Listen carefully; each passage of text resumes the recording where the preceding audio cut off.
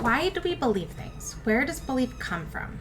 These are questions that have fascinated philosophers and scientists for centuries.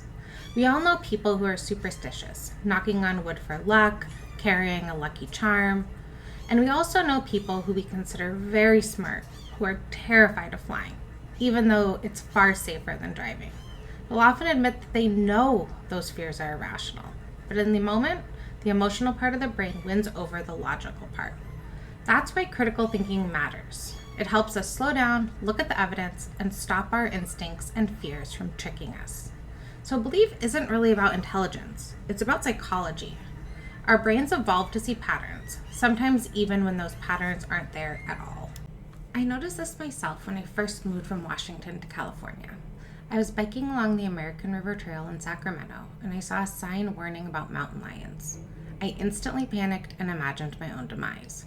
How could people even be allowed on the trail with predators like that around? Of course, I survived the ride. When I got home, I checked the statistics.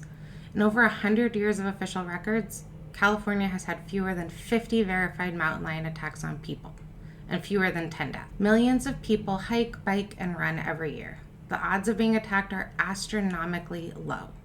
My fear wasn't based on numbers, it was my brain spotting a pattern and assuming the worst. Scientists call this patternicity, or tendency to find meaningful connections in both real and meaningless noise. For example, looking up at the sky and seeing a cloud shaped like a dog or a face. There's no dog, no face, just water vapor. That's patternicity. Our brains are so good at spotting patterns, we sometimes invent them out of nothing. We can make two mistakes when spotting patterns. A type 1 error is believing a pattern is real when it's not. A type 2 error is missing a real pattern when it exists.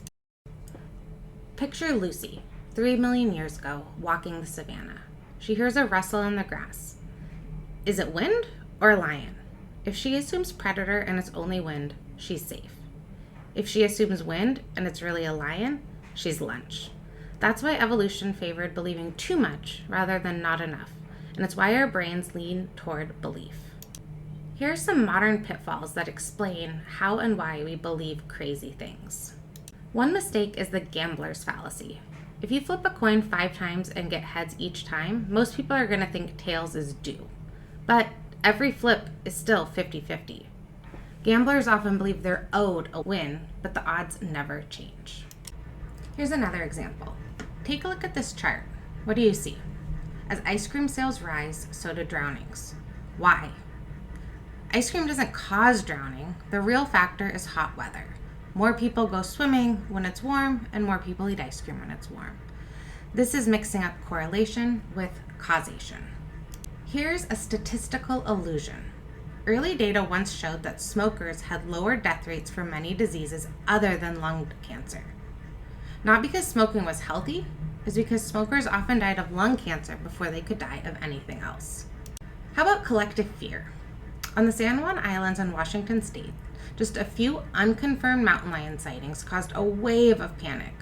Social media lit up with rumors, blurry photos of tracks, and reports of eerie screams at night. The mountain lion may or may not have been real, but the fear definitely was. This is a good example of how collective delusions spread when uncertainty mixes with imagination. Remember, mountain lion attacks are extremely rare. In the entire United States, there have been fewer than 150 recorded attacks in more than a century, with fewer than 30 deaths. Now, think about shark attacks. When I was a little kid, I was terrified to swim in the ocean. I had seen the movie Jaws, and every summer the news ran stories about shark attacks. In reality, there are only about 70 to 80 shark attacks worldwide each year, and fewer than 10 deaths. Compare that to over 1 million car accident deaths each year. But my fear wasn't based on numbers. It was how easy it was to picture a shark in my head. That's the availability heuristic. We judge risk by vividness, not by actual statistics. And finally, confirmation bias. Once we believe something, we filter new information through that belief. Conspiracy theorists twist any new evidence into proof. Even everyday things like horoscopes work this way. If your horoscope says you'll face a challenge today, you remember the traffic jam that happened, but you forget all the other uneventful hours throughout your day. Another thing that causes us to believe fake information is belonging. Belief isn't just personal, it's social. Conspiracy communities offer belonging, identity, and comfort. Once you're inside, it feels good to be with people who, quote, know the truth. And that makes it even harder to leave. So, why do we believe strange ideas? It's because our brains evolved to see patterns, assume danger, and find meaning, even when it's not there. That was useful when survival depended on it, but today it means we need to slow down and think critically. Not every rustle in the grass is a predator, and not every story you hear is true.